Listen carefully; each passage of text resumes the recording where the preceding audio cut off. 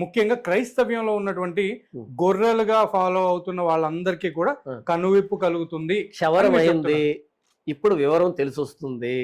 ఎందుకంటే ఎన్నిసార్లు ఇస్తారు చెప్పు? అంతే కదా. ఒకసారి ఇచ్చారు, 2 సార్లు ఇచ్చారు, 3 సార్లు ఇచ్చారు. ఈ రోజు ఇమ్మంటివి, రేపు ఇమ్మంటివి, ఎల్లుండి ఇమ్మంటివి, ఇలా అడుగుతూనే ఉంటివి. వీళ్ళు ఇచ్చారు విసుగొచ్చేసింది. మీకు మాట చెప్పమంటారా? అడుక్కునే వాడికి ఇవ్వాలంటే విసుగొచ్చేస్తుంది. కారణం ఏంటంటే ఇక్కడ ఇంకోటి కూడా నాకు అనిపించింది, అడుక్కునే వాడికి 60 కూరలు 60 కూరలు. ఇక్కడ ఏంటంటే 60 కూరలు ఓకే, కానీ ఇక్కడ ఏంటంటే ఈ రోజు అడిగారు ఇచ్చారు, రేపు అడిగాడు ఇచ్చారు, ఎల్లుండి ఇచ్చారు. ఒకనొక రోజు వాళ్ళకి విసుగొచ్చేస్తుంది. వీళ్ళు అడుక్కోవడం మానడం మన దగ్గర అయిపోతుంది. అడుక్కుంటే వచ్చేది కంటిన్యూస్గా ఉండదు. ఇప్పుడు మన అభినయ దర్శన్ ఏం చేశాడంటే, ఇలా అడుక్కుంటూ ఉంటే ఎక్కడి నుంచి డబ్బు వచ్చి పడుతూ ఉంటే ఊరకే ఇక ఏం చేయాలో తెలియక కార్లు కొనడానికి, డ్రైవర్లు పెట్టుకోవడానికి, ఎంప్లాయీస్ని పెట్టుకోవడానికి, మీటింగ్లు పెట్టుకోవడానికి, లేకపోతే ఛానల్ పెట్టుకోవడానికి